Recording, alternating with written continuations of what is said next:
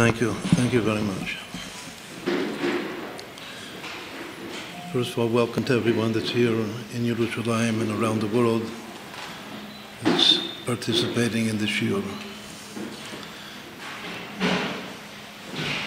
This is the month of Sivan, of Matan Torah, of the giving of the Torah. We celebrated a few weeks ago Chag Shavuot.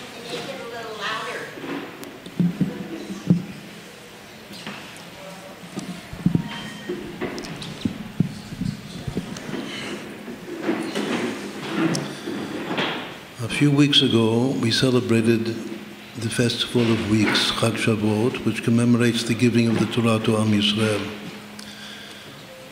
Together with the reading in the Torah, the Ten Commandments, and the story around the Ten Commandments, we also, on the day of Shavuot, read the scroll of Ruth, Megillat Ruth, which is one of the 24 books of the Bible, of the Hebrew Bible. The reason that we connect the scroll of Ruth to the giving of the Torah is because the same day that the Torah was given to us, many years later, King David was born and also passed away on the same day. And even the name Ruth is short, if it's spelled backwards, it's short for the word Torah, because she was the archetypal figure of a righteous convert, a devoted woman that came from a very foreign background and became a full-fledged Jewess. And not just she became a full-fledged Jewess, but she became the great-grandmother of King David.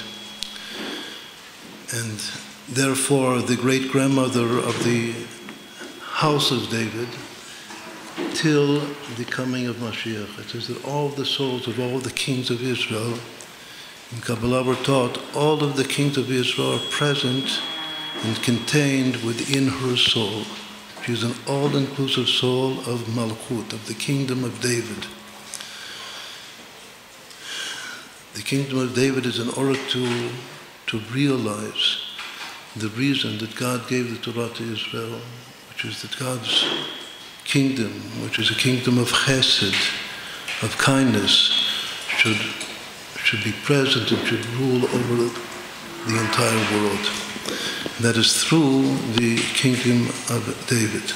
So we connect on Shavuot the giving of the Torah to Israel and the lineage of David Melech Yisrael Chai V'Kayim. David, the king of Israel, is alive eternally. So that's why I thought that a very appropriate thing to address and to try to expound upon is the message of the scroll of Ruth. Once more, the archetypal soul of Ruth as the righteous convert to the Jewish people, and that kingdom derives and descends from her.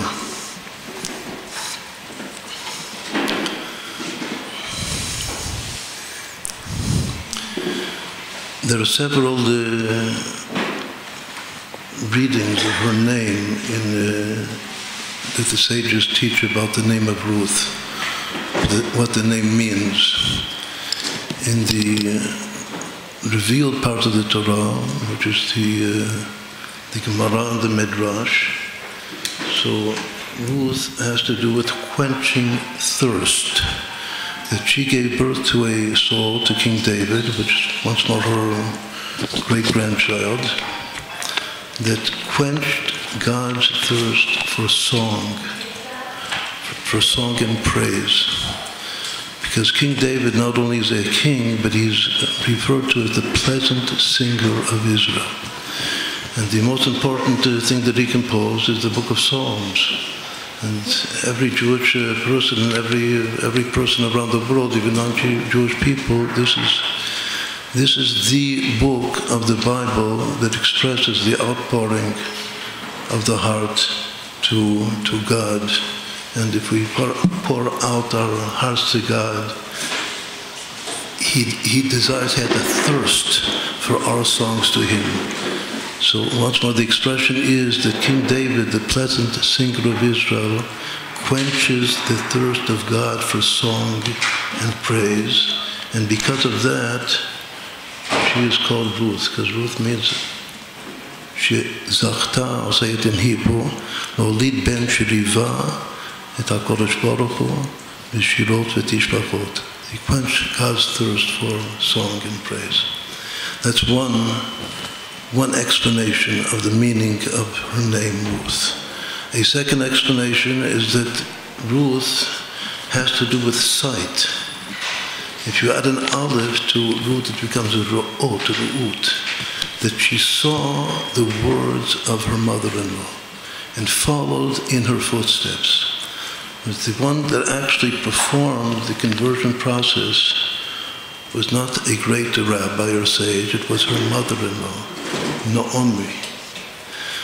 Naomi and Ruth go together. Another reason that we wanted to speak today about Ruth, and it's pertinent, relevant this whole year, is because these two heroines of the scroll of Ruth, which are Naomi, the mother-in-law, and Ruth, the daughter-in-law, when in Geamat you add their names together, Naomi and Ruth, it equals 776, which is the number of this year in the Jewish calendar.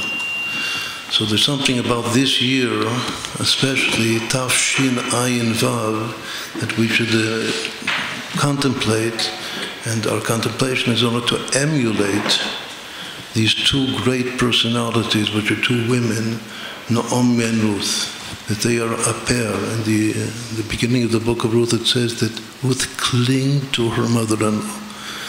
The other daughter-in-law left, Orpah, but Ruth clung to Naomi, and Naomi taught her the way. And Naomi actually is the one that performed the conversion.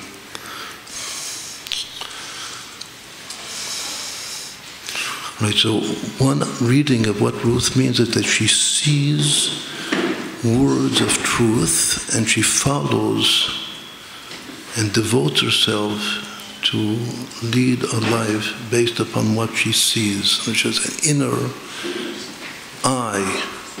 It says in the heart there's an inner eye that sees the truth, and she sees the truth and follows the way of the truth. But that's a second explanation of what her name means. A third explanation of what Ruth means is stated in the Zohar, the most esoteric text of our tradition,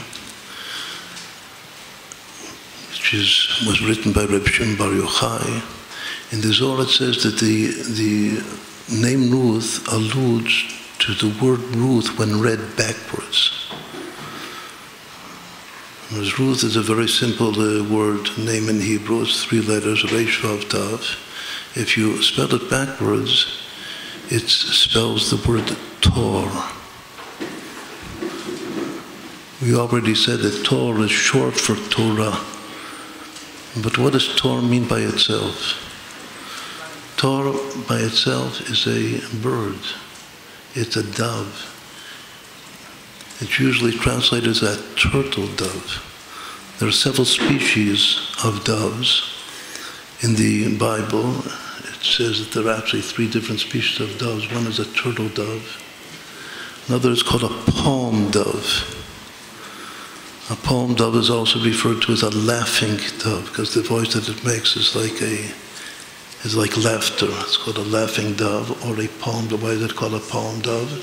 Because it has an affinity to palm trees. It likes to make its nest in palm trees.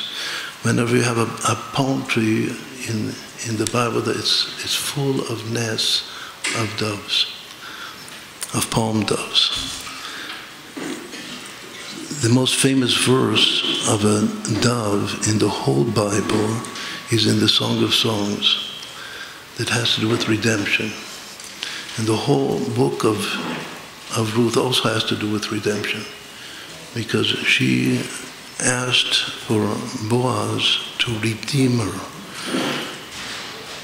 The word redemption appears mostly in the whole Bible in the book of Ruth. It's a book of redemption.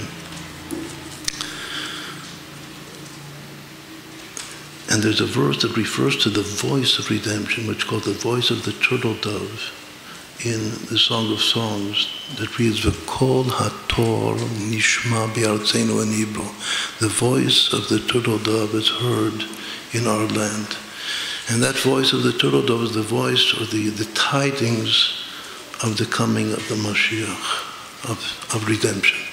It's called Kol HaTorah. So once more, the Zohar says that Ruth should be read backwards, and she herself is the Torah which brings the voice and the tidings of redemption. Dove, in Hebrew, there's another word for dove, Yonah, a more common word, which is also a symbol and a parable for the Jewish people. We are both referred to as Yonah, Yonati b'chagei Asela. There are many verses in the Song of Songs and other places throughout the Bible that we are referred to, symbolized as a dove. But in several special places, much fewer than the Yonah, we are referred to as a Torah. One of the most important verses that King David himself refers to himself as a Torah, and he asks Hashem to save him, as you would save a turtle dove that's in danger. He says in Psalm 74, there's a famous verse that says, Al titen lechayat nefesh torecha. Do not give to a wild beast the soul of your turtle dove, referring to himself. Once more, King David, in addition to all of his kingdom and all of the wars that he fought, and all of his preparation to build the temple in Jerusalem, which he did not merit to build himself, but his son, Shlomo HaMelech, King Solomon, he pours out his heart in songs. And in this verse, this is one verse only, that he refers to himself as your dove, your turtle dove, Torecha. Obviously alluding to his great grandmother, which is Ruth, that spells dove. In English, there are several words which are more or less synonymous. There's a dove, there's also a pigeon. It's from the same species, the same family. The reason that I'm mentioning the word pigeon is for a good reason that we'll now explain. Of all of the 24 books of the Bible, the book of Ruth is the smallest. It has only 85 verses to it. It's called Mu'at Amachazik et Amrubeh. It's something small that contains large, the very largest content that can be, which is once more the lineage of King David. And King David is Mlchut, the kingdom of Am Yisrael, the people of Israel, and the kingdom of Hashem, the kingdom of God. God's kingdom on earth, L'olam va'ed, forever and ever. As we said before, the word Goel and Geula, redemption and redeemer, appears most in this very small text. There are many, many different motifs that we could address and try to analyze and discuss today, but the one that we're going to choose is a very important idea and model that is taught in Kabbalah, that one of the all-inclusive features of this book of Ruth is that it reflects God's name, God's essential name, the tetragrammaton, Yud-Kei Vav-Kei. And it reflects God's name in the figures, the persona that appear in the text. God's name is called the Tetragrammaton, which means the four-letter name, because it has four letters.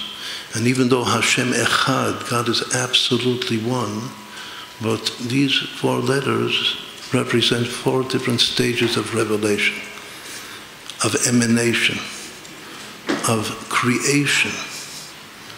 So the fourth stage, all meditation in Kabbalah and all Jewish meditation is based first and foremostly on the structure and on the flow of these four letters of Hashem's name. And perhaps the most important appearance of a model that is based on Yud Kei Vav Kei, that's the four letters Yud and Hey and Vav and Hey, is the scroll of Ruth. Why so? Because it appears with a family. And then the family members change and transform, that one transforms into the other, but they're always four persona together. How does it begin? The text begins with the fact that there was a very important family, an aristocratic family in Judea, from Bethlehem, from Beit Lechem, Yehuda, there was a father and a mother and two sons. The father's name was Elimelech, and the mother's name is Naomi, and the two sons, their names are Machalon and Kilion. So in Kabbalah, it says that this is the original four-letter model of Hashem's name. The four letters, in addition to being a structure of the revelation, manifestation of light, and a creative process, a very simple way to understand the four letters in God's essential name is that they represent a family. The very first commandment in the Torah is to be fruitful and multiply, to have a family. In order to have a family, there has to be a father and a mother and children. There's just a question in halakha itself: what is the minimal necessity of children? The minimal number of children that you must have in order to have fulfilled the commandment, the first commandment, the first and foremost commandment of the Torah, to be fruitful and multiply.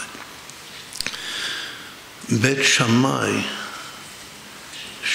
the elder, says that in order to fulfill the commandment of Pru Urvu, be fruitful and multiply, you have to have two sons. But Bet Hillel, who is the opposing opinion, says no, you have to have a son and a daughter. If you have two sons, you have not yet fulfilled the commandment. You have to have a son and a daughter. The halakha decides in this order, in this realm, in our world, we decide the halakha in accordance with Bet Hillel. There has to be a father and a mother and a son and a daughter. It means that there has to be a male and a female, and once more a male and a female. And that's the way the four letters of Hashem's name are understood. That the first letter is a Yud, that's the father, and the second letter is a Hey. A Hey is the mother, and the third letter is a Vav. A Vav is like taking the Yud, if we imagine and contemplate the way the letters are written. So a Vav begins with the Yud, and it's just a line that takes the Yud and makes it descend into reality, so to speak. That's the son. But then there's another Hey, where the letter Hey repeats itself twice, as first as the mother and then as the daughter. The verse says, Ki ima bita, as mother, so daughter. So those are the two Heys of Hashem's name.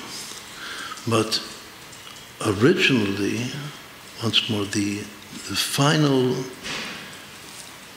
rectified state of Yud Kei Vav Kei is male, female, male, female. Father, mother, son, daughter.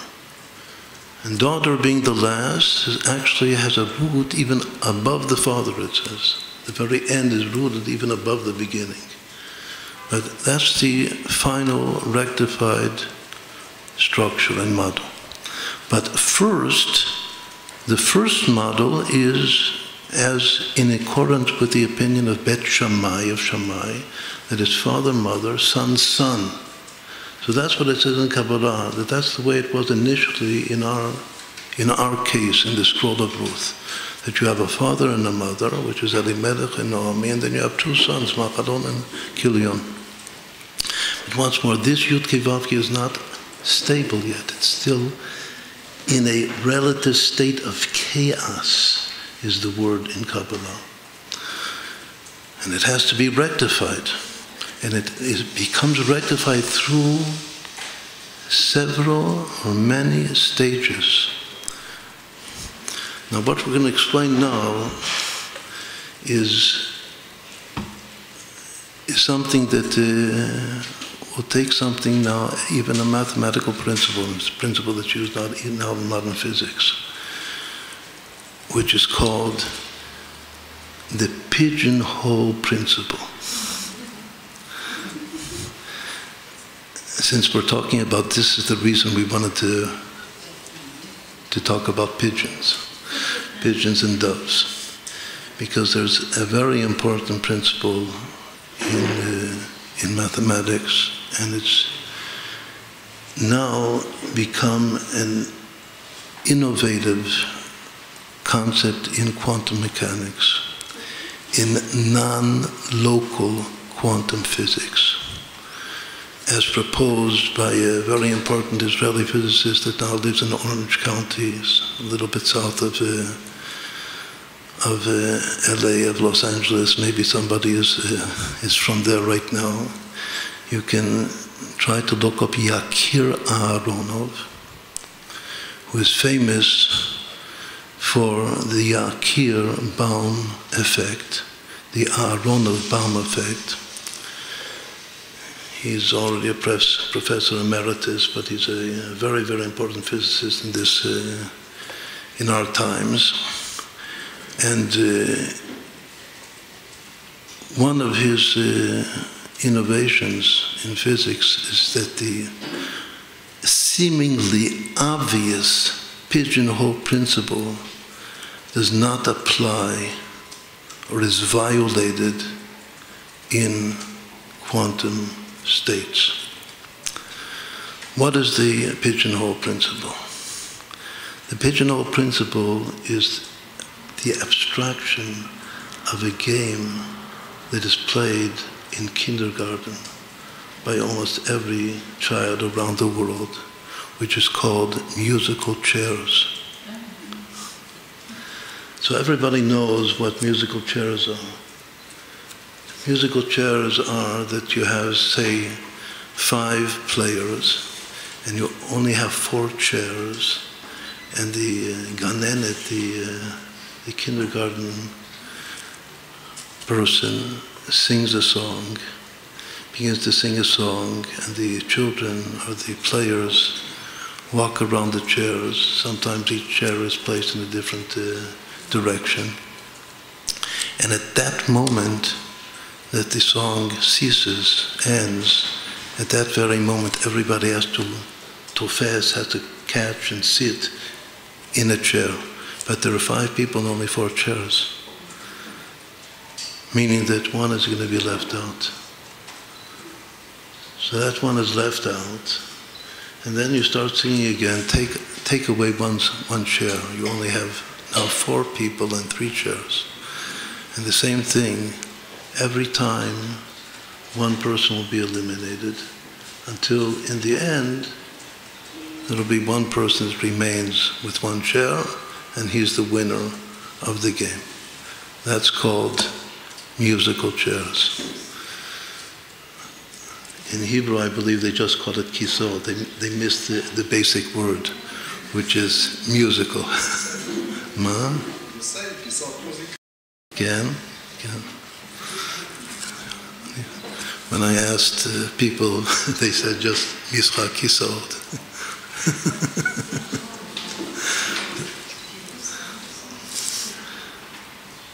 So once more, it has to do with the chairs. A chair is a throne. It also has to do with King David and King Solomon. It has to do with music. The greatest musician of the Jewish people is King David. So we have this game now that's called musical chairs. How is that abstracted? It's abstracted into what's called the pigeonhole principle. That's the term that is used in physics. What is the abstraction? That if you have two numbers, n is greater than m, not just by one, it can be greater by many more than m. You have n objects or entities, but you only have m places for them to go. So the principle stays the most obvious, it's seemingly the most obvious statement that if there are n things that have to be placed in m objects, which is less, then either some are going to be left out, or you're going to have to push two or more pigeons into one hole. Once more, you have so many pigeons. The hole is called a shavach. You have so many pigeons, so many holes, so many places for the pigeons to go. But you have more pigeons than places. So the principle says that either once more, either some pigeons are going to be left out, or you're going to have to push some more than one pigeon into one place. In our musical chairs game, you can't sit two people on one chair. Because one person can occupy one chair. What did Yakir Aharonov say? What did he say? He's still saying it. What does he say about the pigeonhole principle? Once more, when this principle, it seems so obvious that it's like a truism, but it's not. When applied to set theory, when applied to infinite sets, it's most profound, and becomes most profound, this principle. And it applies, but it does not apply, says Yakir Aharonov, for quantum states. Why? Because in quantum states, one object, one entity, they're not really objects, as the famous phrase in physics that an electron is not a thing, but it's an entity. We'll call it an entity. One entity can be in two places simultaneously, or varyingly, two entities can occupy one place. So the principle does not apply in the quantum world. There's something even more important in modern physics that is attributed to this. It's called the Aharonov-Bohm effect. His teacher, his mentor was Bohm, David Bohm. Also an important Jewish physicist, one of the most important Jewish physicists, or physicists in general, in the Bohm, B-O-H-M, Bohm. The Aharonov-Bohm effect. What does that effect say? It's even something more mysterious and miraculous. It says that events of the future affect present states of being. The future affects the present. We'll see now in our analysis of Megillat Ruth that both of these principles are important for understanding the story of the scroll of Ruth.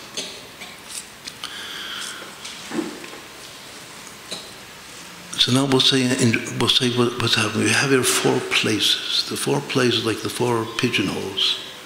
The four pigeonholes are the four letters of Hashem's name, Yud Kei Vav Kei. The first occupants are four pigeons. The first four pigeons are Elimelech and Naomi and Machalon and Kilyon. What happens then? At the very beginning of the book it says that because Elimelech took his family from Eretz Yisrael, from Israel to Chutz La'aretz, because there was a famine here in Israel, but he was the leader of the generation, and he was responsible to take care of the generation, and he left. He abandoned the ship, so to speak. So he was punished, and he passed away. Elimelech, the father, meaning that the pigeon in the top position disappears, flies away, like pigeons, flies away. So who now occupies that position? Now we remain with only three players. 3 pigeons remain, Naomi and Machalon and Kilyon. So it says there are 2 things that happen now. One is that Naomi herself, with just one entity, one pigeon, occupies 2 positions simultaneously. Which, once more, that's breaking the pigeonhole principle at the quantum level. Another explanation is that even though the first pigeon flies away, which is Elimelech, but nonetheless he leaves an impression. And that impression actually also exists within the person, the body of Naomi. It's called the spirit that he leaves within the womb of Naomi. So that spirit is still present. It's like a Elimelech not quantum, we'll call it a mystical or a phantom reality. You have a phantom reality of Elimelech present still in the top position of the Yud Kei Vav Kei. A third, and this is the most important of all, explanation is that position, which once more the dove flew away, that now becomes possessed by a future figure. Meaning that the future influences and becomes present in the present. Now, who that future figure is, that we'll soon see who it is. But once more, we began with a Yud Kei Vav Kei, which was a Bet Shammai Yud Kei Vav Kei, of father, mother, son, son. And then the father flew away. And we were just left with the mother and the 2 sons. What happens then? The 2 sons marry 2 Moabite women. That their names are, in accordance with the way it's said in the Megillat Ruth, in the scroll of Ruth, first it mentions the not good woman, which is Orpah, Shema Achat Orpah, the Shema Shenit, and the good woman is mentioned second, Ruth. Once more, chaos precedes rectification. That's the principle. Darkness precedes light. So first her name is mentioned, Orpah, the dark name, and then Shema Shenit, the second name to be mentioned is Ruth, which is the name of light, the name of the kingdom of David, to be. What does this have to do now with our pigeons and the pigeonholes and the chairs and the music being played? Now we have 2 entities in one position. A union of man and woman, of husband and wife, is one body. They become one. It's like 2 people, 2 souls in one place. Meaning that Machalon and Ruth, Machalon is the son that married Ruth. They are now the Vav, the third level. We have 1, 2, 3, 4 positions. Position number 3 are now occupied by Machalon together with Ruth, and position number 4 is now occupied by Kilion and Orpah. What happens then? The 2 sons fly away. Once more, they're also punished. There are 2 explanations why they were punished. Either for the same reason that their father was punished, because they left Israel, and they could have influenced, it says that they could have had positive influence on the father not to leave Israel, and they didn't. So they were also responsible for abandoning the Jewish people in a time of stress and hardship, in a time of famine. Or the other opinion says that the reason they were punished is because, for the very reason that they married Moabite women and did not convert them. That's one opinion in the Chazal. They did not convert them. In the Zohar it says that they did convert them. Then the question becomes, if they already converted them, so why does Naomi have to once more convert Ruth a second time? That's why there are 2 opinions whether when they married the two Moabite women, were they converted or were they not converted? In any event, we have here 2 pairs that were punished. The husbands were punished, and they died. So these pigeons flew away. So now, what has become? Once more, we're playing musical chairs. So what now becomes? We're not taking chairs away. We always have 4 chairs. So what now becomes the 4 chairs? Once more, the first chair, chair number 1, it's not clear who's occupying that chair. Chair number 2 is constant. As we're going to see, there's only 1 chair that is continuously, from beginning to end, occupied by the same person, and that's Naomi. Which is also a very deep teaching in itself, that the only constant presence is the mother presence, which her name means pleasantness. The very same word that's used for King David, Ne'im Zmirot Yisrael, is the pleasant singer of Israel. That pleasantness, that pleasant mother, is the only constant figure. It does not change. All of the others change. All of the initial 3 males leave, die.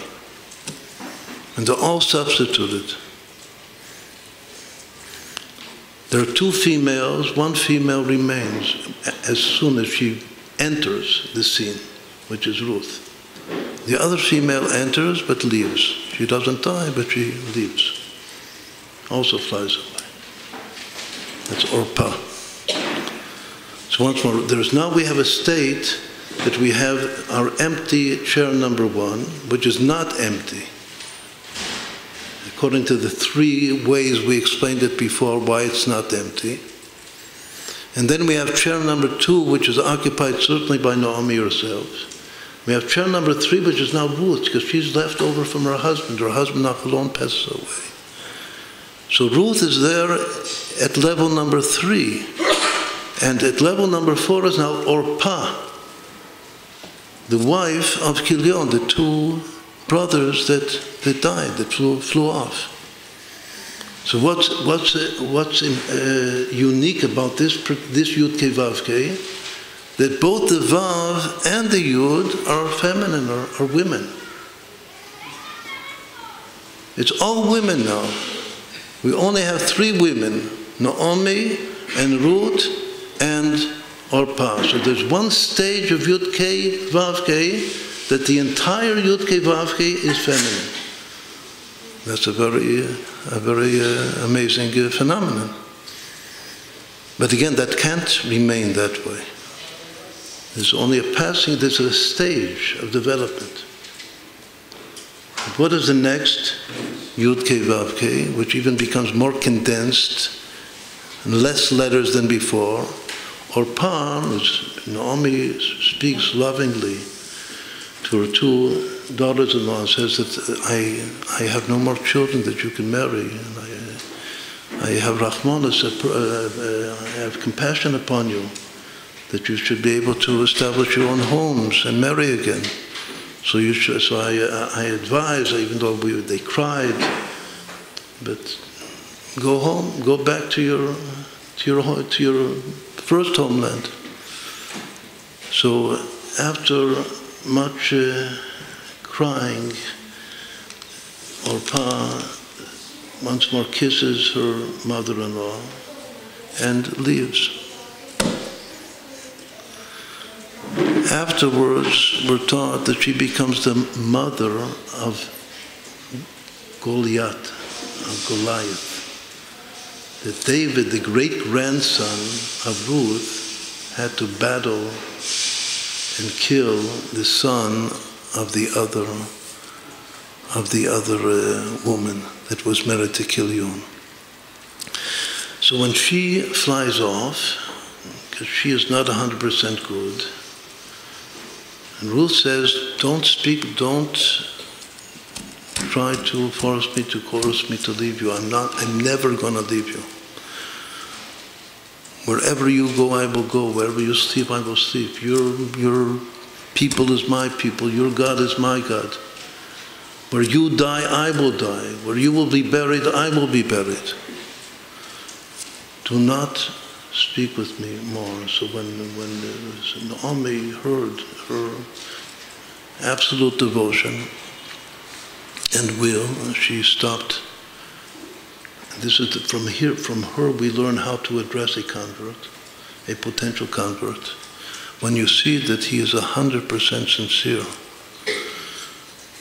then do not try to push him off. The pushing off is only a little test, just to test his sincerity. As soon as you see that he's sincere 100%, then just yamin mikarav, you have to embrace him and bring him into the fold. That's what we learned from Naomi and Ruth. So now we only have to, it says Ruth davkaba. The expression is that Ruth clung to Naomi and would not leave her. So now, what has happened to our Yud-Kei Vav-Kei? At the revealed level, we now only have 2 places occupied. But it's also very strange, because the place number 2 is occupied by Naomi, and place number 3 is occupied by Ruth. Because place number 4, which was occupied by Orpah, she is left. And place number 1, once more, that was Elimelech, the father, that he was the first to leave. So once more, just as we said before, that Naomi, like at the quantum level, can occupy 2 places simultaneously. That she can be both in place number 2 as well as in place number 1.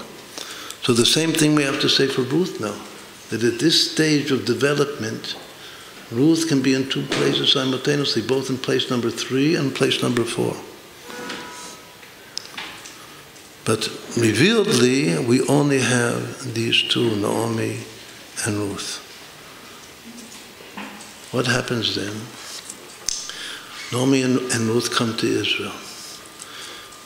Ruth goes to look for someone that will allow her to gather grain and sheaves in their field, just as poor people gather sheaves.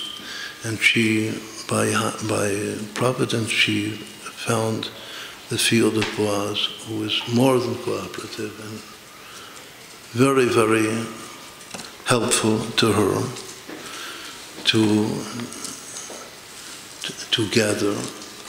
And this is the topic of the whole chapter 2 discusses how she went to the fields and brought back grain to sustain herself and her mother-in-law.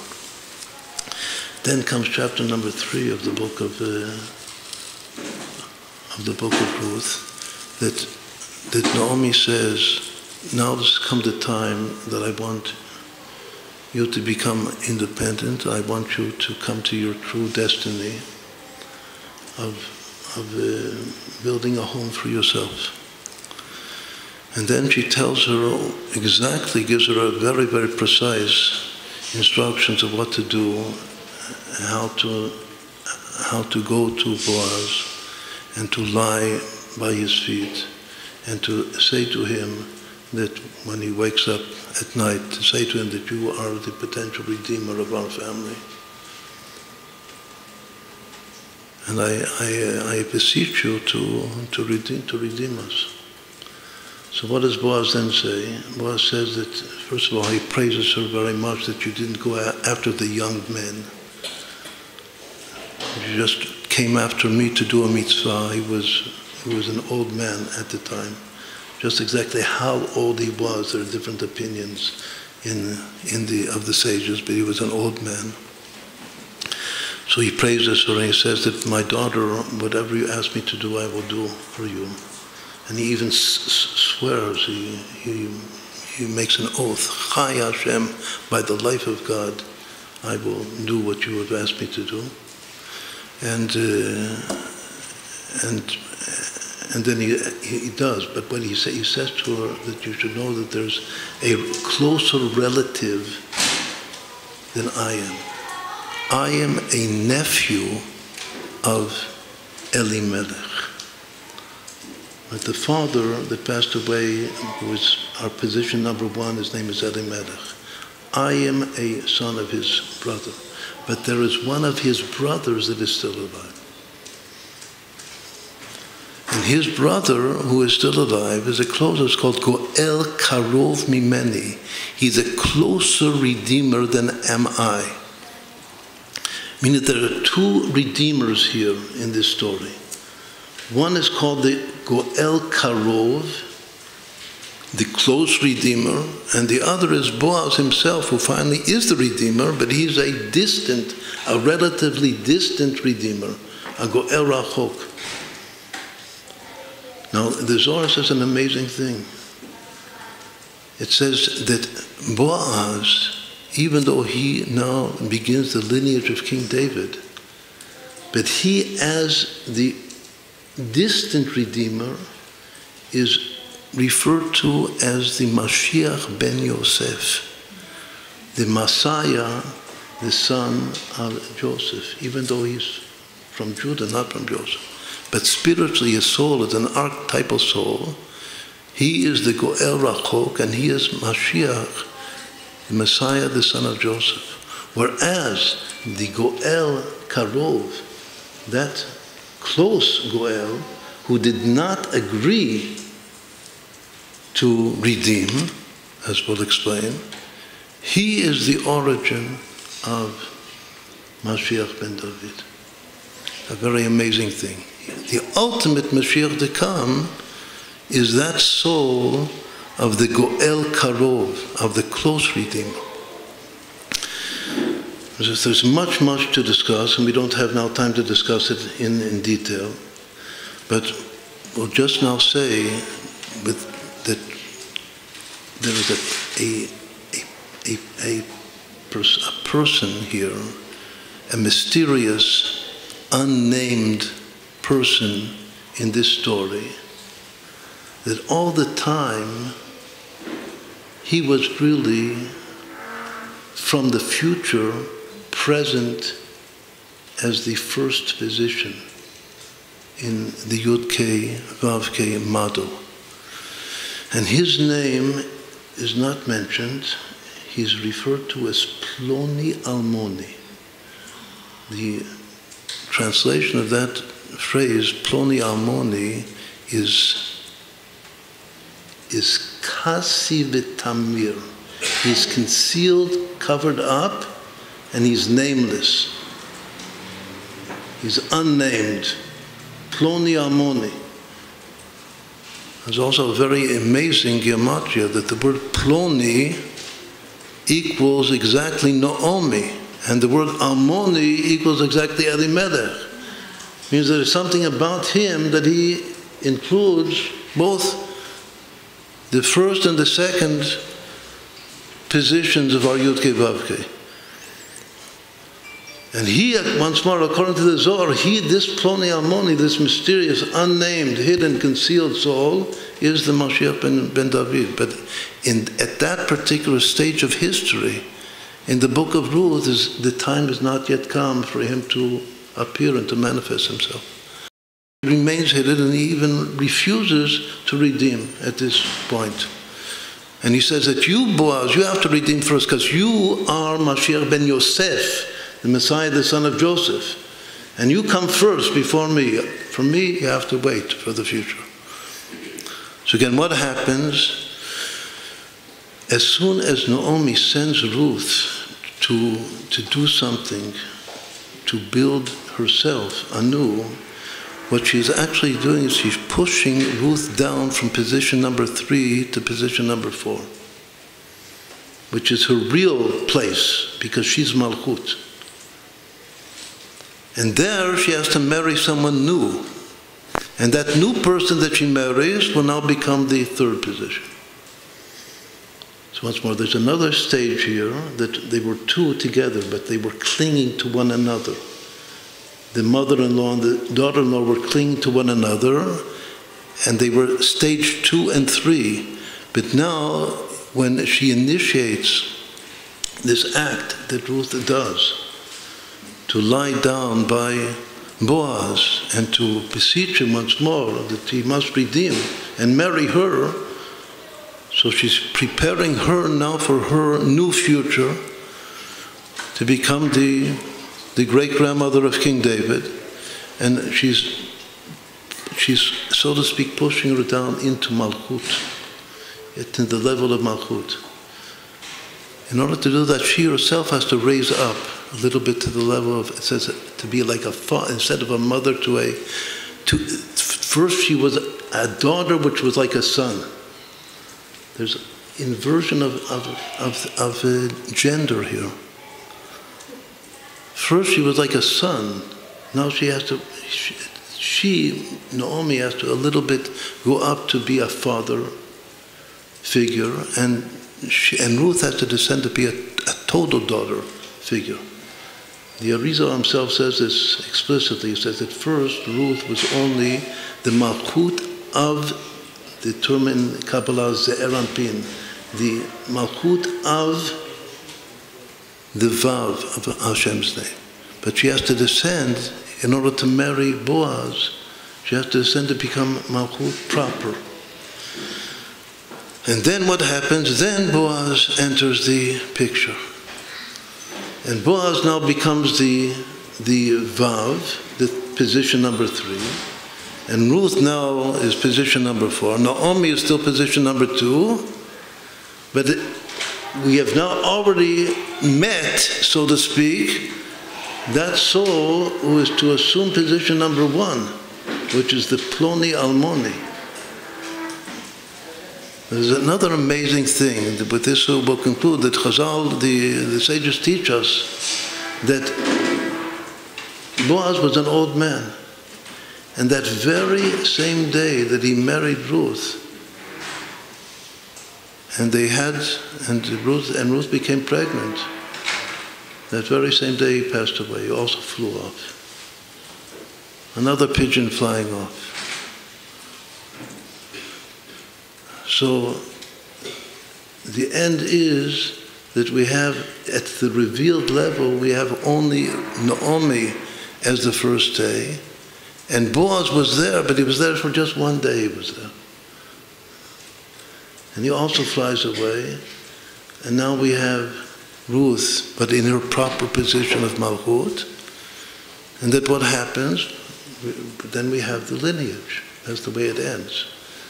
That we have Oved, her son, and then Yishai, her grandson, and then Yishai, Holid, et David. So with this, we'll call it Perek Aleph, of beginning to understand what is happening in the scroll of Ruth. There are many, many other things and topics to contemplate. Maybe we'll leave that for next time. But first of all, this class now, Baruch Hashem, that we're here all together, we also have to beseech Hashem and pray to Hashem that for the whole Jewish people and for everyone that needs a Yeshua, needs a Geula, needs to be redeemed at the personal level. And especially this class is dedicated to our very, very loved friend who is in Los Angeles right now. And his name is Shlomo Yitzchak ben Esther Fega. So he should have a refuah shlema, and all Am Yisrael should have a refuah shlema. And now we're going to see if we can take questions. Tov. We're here live from Jerusalem and around the world on the internet at Rav Ginsburg's monthly shir. I'd like to remind everyone that this class is going to take place on the last Sunday of every secular month. Before we take questions from the audience here in Jerusalem and that we're receiving from all around the world via email, we'd like to have a short musical interlude. During that interlude, you can use the broadcast homepage to do a few things. The first thing you can do is sign up for a summary of this class and a reminder about upcoming classes. The other thing that you can do is use the link to go to the Galanai store and buy one of the many of Rav Ginsburg's interesting and enthralling books about Kabbalah. It can be The Mystery of Marriage, The Anatomy of a Soul, books about almost every topic you can think of and what the Jewish Kabbalistic view is about those topics. So now we're going to cut to a musical interlude and we're going to be back in a few minutes with questions.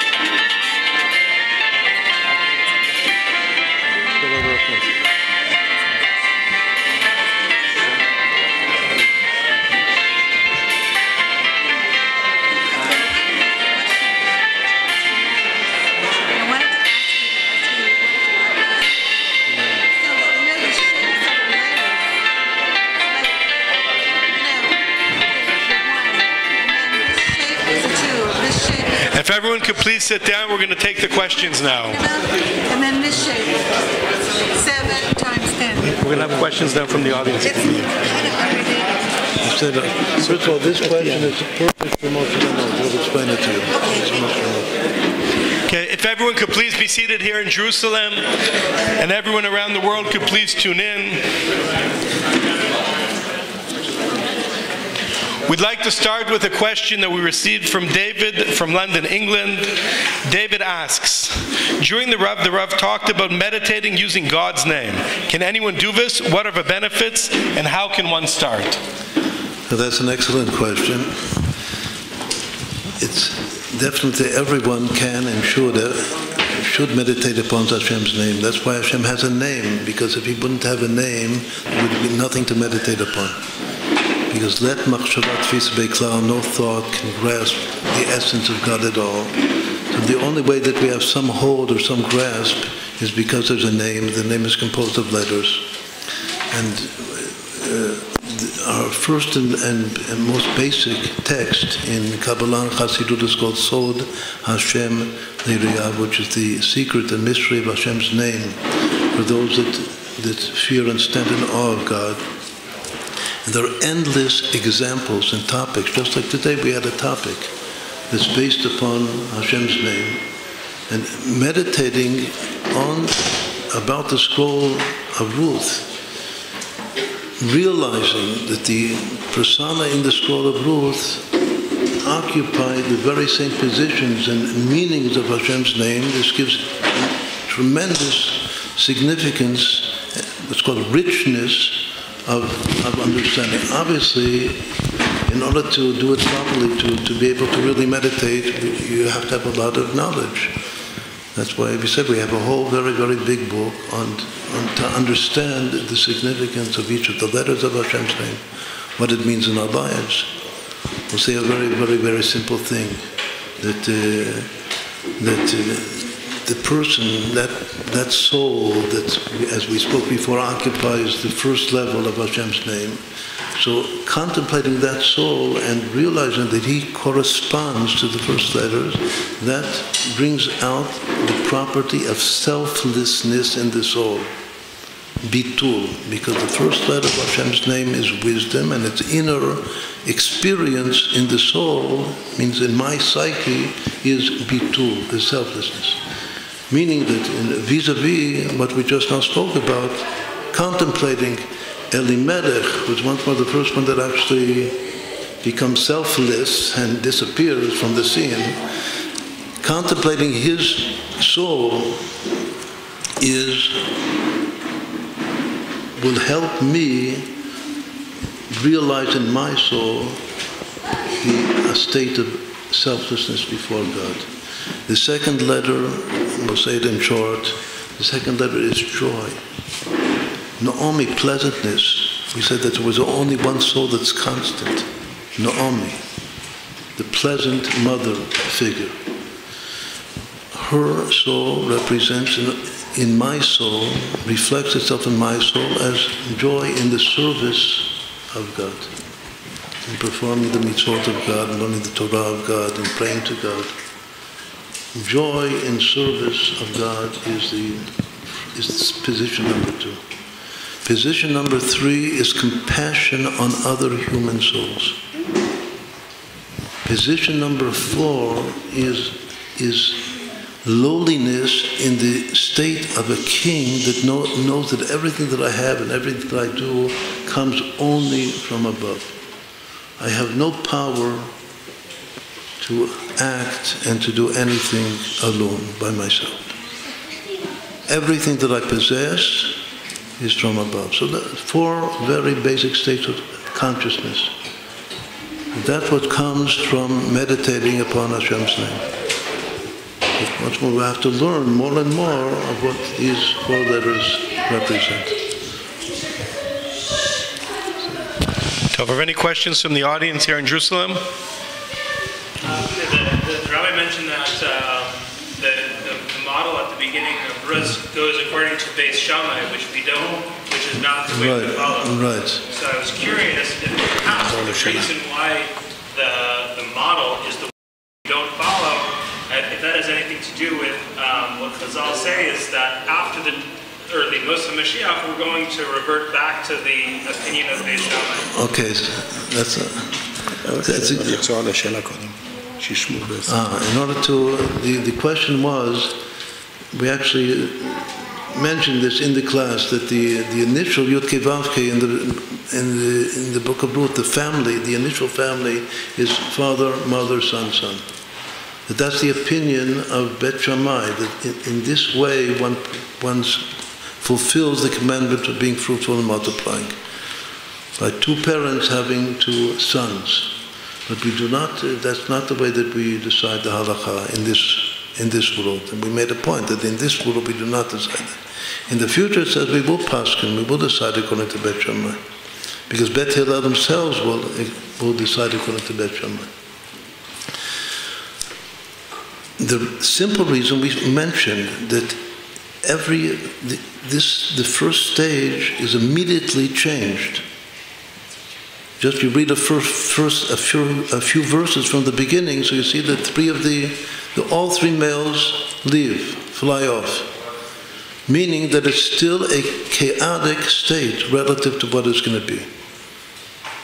Meaning that it's not that's exactly the meaning, that this first state is when we study the Talmud, there's a concept called a hava min, a first thought, but it's not the final conclusion.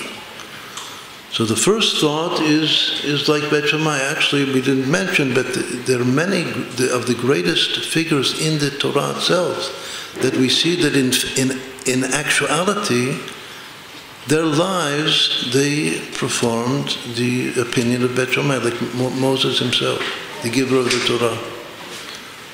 Did he have a daughter? No. How many sons did he have? He had 2 sons exactly. So we see that Moses himself, maybe Hashem that's the way Hashem made it. He didn't have the good fortune to have a daughter. But he had 2 sons. What about Yitzchak and Rivka? 2 sons. What about Yosef HaTzadik? 2 sons. So we see that there are many of the most important figures in the Torah that in actuality, their family, their Yud-Kei Vav-Kei, each one had his Yud-Kei Vav-Kei. And their Yud-Kei Vav-Kei was a father and a mother and 2 sons. Nonetheless, Bet Hillel says that in our world that is not a rectified state of being. It's not yet complete. The 2 sons, once more, quantumly, if you have 2 sons, it's great, but both sons occupy the same quantum state. And in order to get to the real 4th level, you have to have a daughter. So it's good that the 2 sons, you can have a lot of sons, but they're all at the level number 3 of the Vav. But Malchut, you have to have a daughter. That's what Bet Hillel says. After there will be a Malchut, maybe it says Ish v'ish yulad ba. This is something also that requires a lot of explanation. But in the future, when the male and the female figures will be equal to one another, so in a certain sense, all we become male. So then it's okay, then even Bet Hillel will agree to Bet Shammai. This has to be explained more. But that's an answer to the question. Okay, on the same commandment of being fruitful and multiplying, Rachel from New York asks that the Rav talked about the commandment of being fruitful and multiplying. What is the Rav's view from a halachic and Kabbalistic perspective on using birth control to space children? In general, it's not recommended. There are obviously certain health issues which are exceptions to the rule. When there's some real health problem, that children can just be spaced. But the sages say that Shomer P'taim Hashem, that in relation to children, one should be like a simpleton, not think. Just leave it to God. God is the creator. God gives the blessing of children. It says having children is the power of the infinite one. It appears in the only way that infinity appears in our finite state is in bearing children. So don't play around with infinity unless there's some real health problem. Just let God take over and be sure that everything will be for the good. Every child that you have is a source of infinite blessing. And it says that Mashiach will come when all of the souls, all the children are born. When all potential souls are born into this world, that's the sign of bringing Mashiach. So every additional child that one bears, we're bringing Mashiach closer and closer. Do we have any questions from the audience?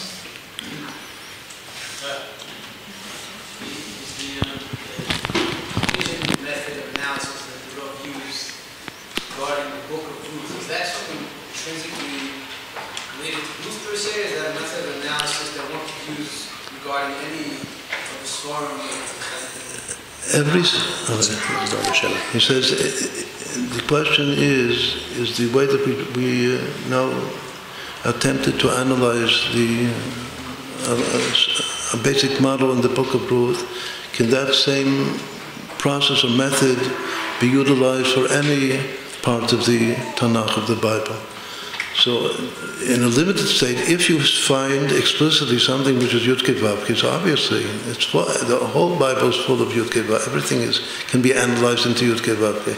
But this particular phenomenon of what we call musical chairs, of it, the same set changing over and over again, that is something which is unique to the book of Ruth.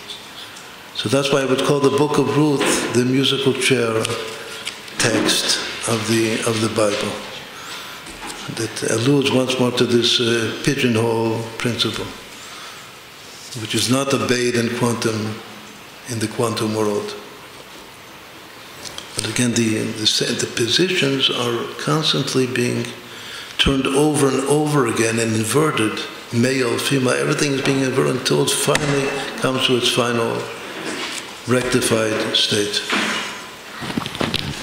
Okay, I'd just like to remind people that on the broadcast homepage, there's a spot to fill out questions. You can send the questions in now to Jerusalem. You can also take the opportunity to buy the book, The Hebrew Letters, which is on sale this month. It's Jewish Book Month here in Jerusalem, so we're expanding it all around the world. And you're able to buy the book, The Jewish Letters, The Hebrew Letters, for $12.50. We have a question. Get married? Is it okay to get married by Kevin Yosef? It's wonderful if you can do that. The question is asked: is it good to get married next to the tomb of Joseph in Shechem? So now it's not so simple to be there for security reasons, but in the past, we had many Baruch Hashem weddings at Kebri Yosef, and it's the most appropriate and beautiful place to get married. Is it okay, when naming children, is it okay to mix names after a rabbi and after a grandfather, or after a rabbi and a soldier and a rabbi? Like after people? The most important thing is that the parent, the question is, when you give a name to your child, is it okay to give more than one name, that one name should be after a relative, like a grandparent, and the other after a tzaddik, some great rabbi, and so forth. So the most important thing is that the giving of a name comes from the depth of the heart of the parents. We just now talked about Hashem's name. The Hashem's name is the father and mother and children. That's God's name. So the father and the mother, they should definitely be the ones that decide by their inspiration and Ruach HaKodesh what the name of the child should be. In certain specific traditions, like in the Chabad tradition, sometimes it's said that if you give a name after one of the rabbis, it's better to just give it by itself. But once more I go back that the general rule is that name that comes into, as we find in the Bible itself, that the mother, usually the mother, was inspired at the moment of birth. She saw, so to speak, just we said that Ruth is to see. She saw the name of the child, and she gave that name that she saw. So that's the way it should be, that each parent, both parents together, should see the real name of the child from his soul root above. Okay, we have one final question from Antwerp. Yeah. Our friend in Antwerp asked us what we can take from this class, because we have a whole month now before the next class, so what we can take from the first chapter of the book of Ruth and work on until we meet again next month.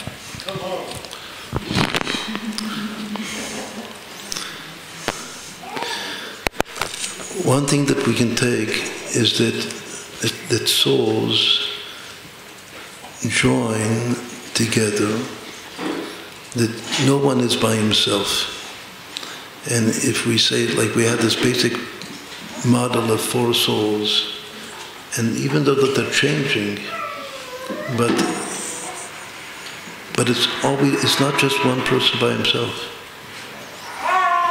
The simple thing that we have to take is that we should think in terms of family. Just like the whole Jewish people is one big family. So the whole purpose of the Hasidic movement, even it says, that we should feel, the whole Jewish people feel ourselves one family ba'ava, in love for one another, living in accordance with the word of love. The word of love is the word of the Torah. It's just one point that we made, that sometimes there are changes in the family, there are new people that come into the family. but it always remains one family, and that one family is a reflection of the very essential name of God. So that thought and that realization, to live in terms of family, is the point, the basic point that we made today.